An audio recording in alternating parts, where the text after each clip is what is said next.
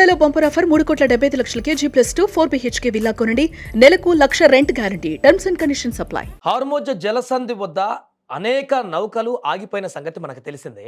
Still ఇప్పటికీ Iran అక్కడ పూర్తిగా జలసంధిని కంట్రోల్లో పెట్టుకొని అమెరికాను కూడా ముప్పు తిప్పలు పెడుతుంది.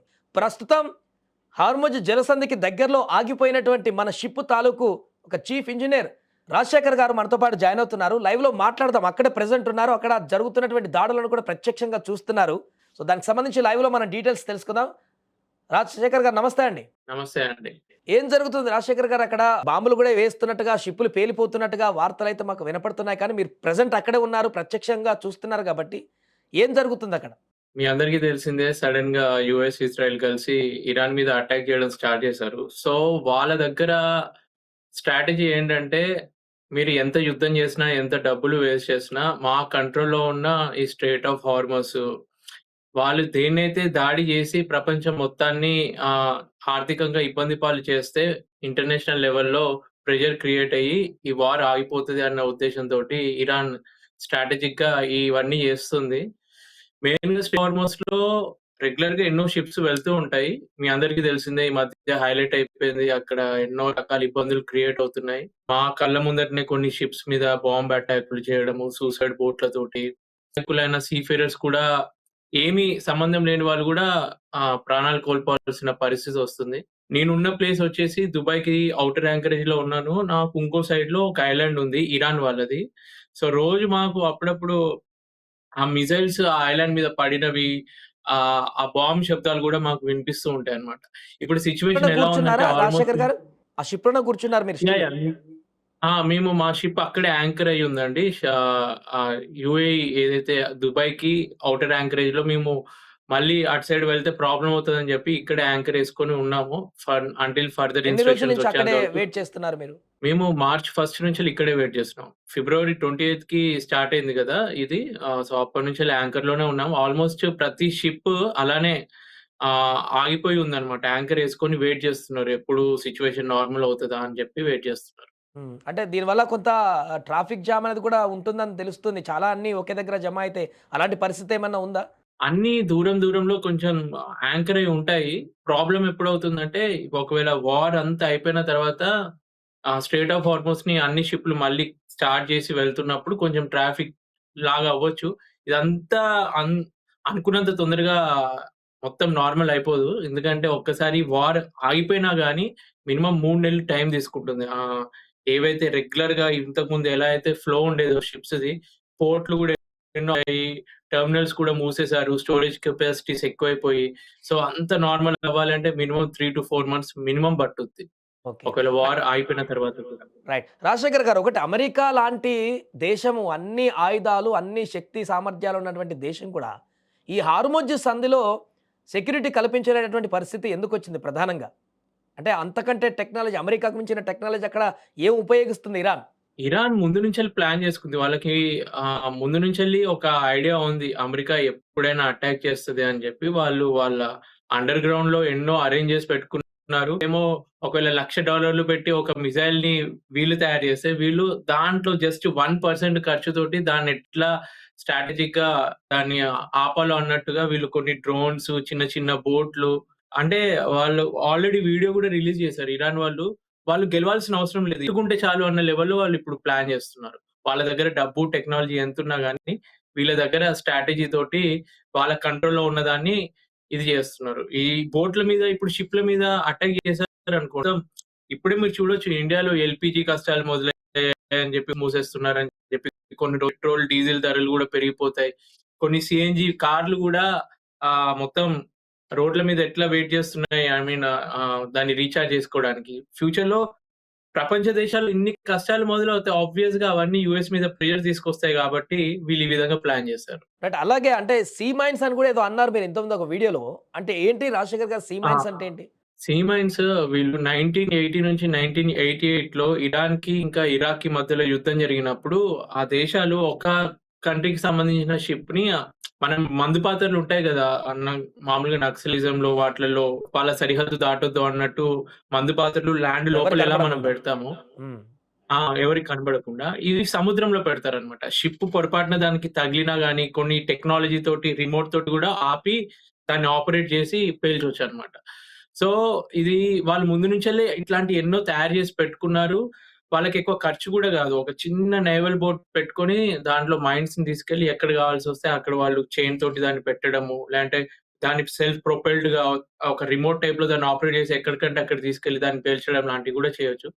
ప్రెజెంట్ అయితే వాళ్ళ దగ్గర ఉన్నాయని తెలుసు గానీ, వాళ్ళు ఎక్కడ అమర్చారో, ఎప్పుడు పేలుద్దో అవన్నీ ఇరాన్ వాళ్ళ ఇంటెలిజెన్స్ వాళ్ళకే తెలుస్తది. వాళ్ళు ఎక్కడ అవన్నీ అరేంజ్ చేసిన్లో వాళ్ళకే తెలుస్తది. సో, వెళ్ళే షిప్స్ జాగ్రత్తగా ఉండాలనేది నా ఇంటెన్షన్. అండ్ అలాగే మీరు ఇంతకుముందు ఒక మాట అన్నారు. మీ ముందే కళ్ళ ముందే వెనక షిప్‌లు బ్లాస్ట్ అయిపోయాయి కొన్ని అని చెప్పేసి.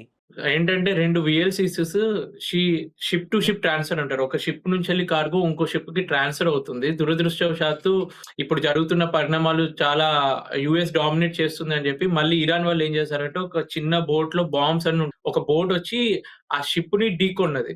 ఒకేసారి ఢీకొంటే అందులో నాఫ్తా అని ఉంటది. నాఫ్తా అని అంటే పెట్రోల్, డీజిల్ కన్నా ఎక్కువ వేపరైజ్ అయ్యి తొందరగా పేలిపోతదన్నమాట. సో, ఆ షిప్ ఒకేసారి మంటలు వ్యాపించాయి. 2 షిప్స్‌లలో కలిపి మొత్తం 39 మంది క్రూ ఉంటే 38 మంది తప్పించుకున్నారు. ఒక ఇండియన్ సెకండ్ ఇంజినీర్ తను చనిపోయారు. అది మన ఆఫీషియల్‌గా గవర్నమెంట్ కూడా చెప్పింది. తను చనిపోయినట్టు. సో, ఎక్కడ ఏ షిప్ యాక్సిడెంట్ జరిగినా మాక్సిమం ఇప్పటికొక 22 షిప్‌ల మీద ఇట్లాంటి అటాకులు జరిగాయి. ఆల్‌మోస్ట్ 10 ఇండియన్స్ ఇప్పటికి చనిపోయారన్నమాట. సార్ నా రిక్వెస్ట్ ఏంటంటే ప్రతి ఒక్కరు వాళ్ళ బిజినెస్ పరంగా మన ఇండియాకి క్రూడ్ ఆయిల్ రావట్లేదు, ఎల్‌పీజీ రావట్లేదన్న ఆలోచనతోటే ఉన్నారు గానీ, ఇట్లా వేరే కంపెనీ షిప్స్‌లలో వర్క్ చేస్తున్న ఇండియన్స్ కోసం మన గవర్నమెంట్ ఏదన్నా స్టెప్స్ తీసుకొని, ఏదైనా యాక్షన్ తీసుకుంటే బావుంటది. ఇంతమంది ప్రాణాలు పోతున్నాయి గదా! సో, వాళ్ళ సైడ్ నుంచి షిప్‌లు కూడా ఆలోచించి పేలిపోయాయి, ఏదన్నా షిప్‌లు పేలిపోయాయి సొల్యూషన్ అని చెప్పేసి అంటున్నారు తప్ప షిప్‌లో చనిపోయినటువంటి వారి గురించి ఎక్కువ మాట్లాడిన ప్రస్తావన కనిపించట్లేదు ఎవరు మీరన్నట్టుగానే. పట్టించుకోవట్లేదు. యాహ్! ఇప్పుడు మీలాంటి ఒక కొలీగే ఇప్పుడు ఆ షిప్‌లో మరణించినటువంటి పరిస్థితి మీకెలా అనిపిస్తుందండి అక్కడ ప్రత్యక్షంగా ఆ పరిస్థితులు చూస్తుంటే కళ్ళ ముందే షిప్ పేలిపోయిన సందర్భంలో? ఇన్ని రోజులు ఇలా న్యూస్‌లలో వాటిలలో చూసినప్పుడు ఏదో ఎక్కడో జరిగింది గదా! అని ఒక కాన్ఫిడెన్స్ ఉంటది. మనకు రాలేదు గదా! అని ఉంటది. ఇప్పుడు పరిస్థితి ఎలా ఉందని నా చుట్టుపక్కలనే జరుగుతుంటే అవన్నీ చూస్తున్నప్పుడు ఇప్పుడేం జరుగుద్దా? ఈవెన్ పడుకుంటూ కూడా ఉంటుంది. ఎందుకంటే ఈ 2 షిప్‌ల మీద ఏదైతే ఫైర్ యాక్సిడెంట్ అయిందో రాత్రి 11:45కి అయింది. వెంటనే వాళ్ళు షిప్‌లో ఉన్న వాళ్ళు మేల్కొని ఆ వాటర్‌లో దూకడము, లైఫ్ బోట్ తోటి లోవర్ చేసుకొని ఎళ్ళడము అవన్నీ చూడడానికి సినిమాలో చూడడానికి బావుంటది గానీ, రియల్ లైఫ్‌లో అవన్నీ కళ్ళతోటి చూసినప్పుడు ఆ ట్రోమా వేరే లెవెల్‌లో ఉంటది. ప్లస్ నా పరిస్థితేంటంటే, నేను ఇటు పని గూడా జూసుకోవాలి. షిప్పు ఇప్పుడేదైనా ఏమన్నా ప్రాబ్లమ్ వచ్చిందంటే, వేరే వాళ్ళొచ్చి హెల్ప్ జేయడానికి కూడా లేదు. మా షిప్ క్రూయే మొత్తం దాన్ని రిపేర్ జేసుకోవాలి. సో, అటు టెక్నికల్‌గా స్ట్రాంగ్‌గా ఉండి, నా క్రూని వాళ్ళు మెంటల్‌గా స్ట్రాంగుండేటట్టు చూసుకోవడము. ప్లస్ బయట ఈ సిట్యుయేషన్ అంతా చూసి గూడా మనకేం కాదులే మనం అలర్ట్‌గా ఉందాం అని ఒక కాన్ఫిడెన్స్ తోటి ఉండాలి. ఎంతమంది క్రూ ఉన్నారండి మీరు ఈ షిప్‌లో ప్రెజెంట్? మా షిప్‌లో 24 మెంబర్స్ ఉన్నామండి ఇప్పుడు. అసలు. అందరూ ఇండియన్స్, ముగ్గురు శ్రీలంకన్స్ ఉన్నారు. సో, ఇప్పుడు సముద్రంలో పెట్టినటువంటి బాంబులు బ్లాస్ట్ చేసేటువంటి బాంబులు దాన్నింకా ప్రత్యామ్నాయ మార్గం లేదంటారా? ఇరాన్‌ని ఈ బాంబుల మార్గాన్ని తరలించడానికి?